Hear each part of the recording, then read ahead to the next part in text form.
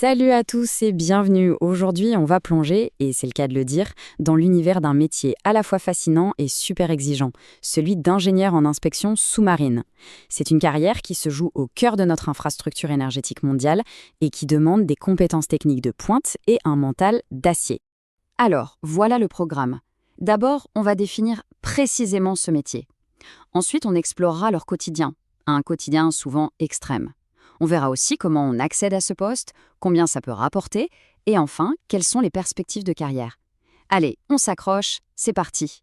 Voilà une question qui résume parfaitement le sujet. On parle bien d'un métier à la croisée des chemins entre la robotique la plus avancée et des environnements parmi les plus hostiles de la planète. Et bien sûr, avec une rémunération à la hauteur de ces défis. Allez, on entre dans le vif du sujet. Première section, qui sont vraiment ces gardiens des profondeurs ? Que font-ils exactement au jour le jour ? Pour faire simple, cet ingénieur, c'est un peu le cerveau des opérations sous-marines. Il travaille main dans la main avec des plongeurs, mais surtout avec des ROV. Ce sont des véhicules sous-marins téléguidés, de véritables robots explorateurs des fonds marins. Leur mission, si on l'accepte, s'assurer que des infrastructures critiques, comme des pipelines ou les fondations d'éoliennes en mer, sont en parfait état. Bon, maintenant qu'on sait ce qu'ils font, à quoi ressemble concrètement leur journée de travail ? On va s'immerger dans leur environnement, qui est souvent la salle de contrôle. Ce qui est dingue avec ce métier, c'est le grand écart permanent. D'un côté, il y a la salle de contrôle, un cocon hyper high-tech, climatisé, où l'ingénieur passe ses journées à analyser des flux vidéo en direct et à donner des instructions. Et de l'autre, eh bien, c'est la réalité du terrain, l'isolement en pleine mer pendant des semaines, des conditions météo parfois terribles, un espace de vie minuscule, et le tout au sein d'une équipe qui vient des quatre coins du monde. D'accord, mais alors, comment on fait pour devenir l'un de ces ingénieurs d'élite ? C'est loin d'être simple, on va décortiquer ensemble le parcours nécessaire pour rejoindre cette profession. En gros, il y a deux grandes voies d'accès. La première, c'est la voie académique classique, un diplôme d'ingénieur suivi de quelques années d'expérience sur le terrain, souvent dans le secteur pétrolier et gazier. La seconde voie est plus pratique, elle vient de la plongée commerciale, où une solide expérience de terrain peut ouvrir les portes. Mais attention, que l'on vienne de la fac ou du terrain, il y a un passage obligé, un truc absolument non négociable. C'est la certification CSWIPE 3.4U. C'est une norme internationale qui valide la compétence d'une personne à superviser et interpréter des inspections sous-marines.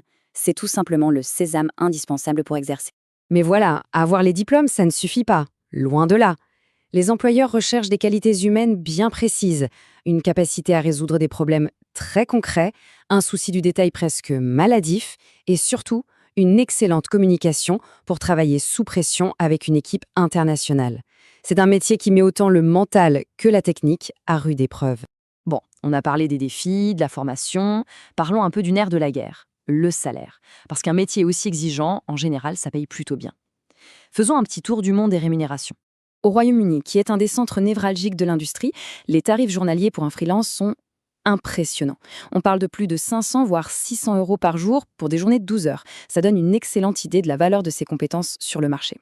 Et aux États-Unis, ce graphique est très clair. On observe une progression de carrière fulgurante. Le salaire médian peut presque doubler entre un profil débutant et un profil senior, pour dépasser largement les 150 000 $ par an. L'expérience, ça paye, et même très bien. On continue notre petit tour du monde et on fait escale en Australie, à Perth, un autre haut lieu de l'énergie. Là-bas, le salaire moyen tourne autour de 118 000 $ australiens. Ça confirme bien que c'est une carrière très lucrative partout dans le monde. Et pour finir, un petit crochet par le Brésil, un autre géant du secteur offshore. Le salaire annuel moyen dépasse les 151 000 réals. Conclusion, peu importe le continent, ces compétences sont rares et donc très bien payées. Et ce qui est super intéressant, c'est que la réalité du terrain peut parfois même être meilleure que les statistiques officielles. Regardez ce témoignage, trouvé sur un forum spécialisé. Cette personne a réussi à décrocher un contrat à 120 000 $ avec moins de 3 ans d'expérience. Tout dépend vraiment du projet et de l'entreprise. Pour bien mettre les choses en perspective, jetons un œil à ce tableau. Il montre d'autres postes de contractuels très bien payés dans le secteur de l'énergie. On voit que des superviseurs de forage ou des géophysiciens peuvent gagner encore plus, c'est vrai, mais les métiers de l'ingénierie sous-marine sont clairement dans le peloton de tête de cette industrie. D'accord, le salaire est bon, mais après, est-ce qu'on peut évoluer dans sa carrière ? La réponse est un grand oui, et c'est ce qu'on va voir tout de suite dans cette dernière section. Le cheminement de carrière est en fait assez logique. Souvent, ça commence les pieds dans l'eau, si l'on peut dire, comme plongeur ou pilote de ROV. Une fois la fameuse certification 3.4U obtenue, on passe au statut d'ingénieur d'inspection. Avec l'expérience, on peut évoluer vers des postes de management, comme coordinateur ou chef de projet. Et pour les plus expérimentés, la voie royale du consultant freelance s'ouvre, avec un maximum de flexibilité et des revenus qui peuvent encore grimper. En résumé, être ingénieur en inspection sous-marine, c'est bien plus qu'un simple métier. C'est être le gardien d'infrastructures vitales cachées au fond des océans. C'est un rôle exigeant qui combine haute technologie, force mentale et salaires attractifs. La grande question qui reste, c'est: la nouvelle génération d'ingénieurs sera-t-elle prête à relever ces défis vertigineux? J'espère que cette analyse vous a intéressé.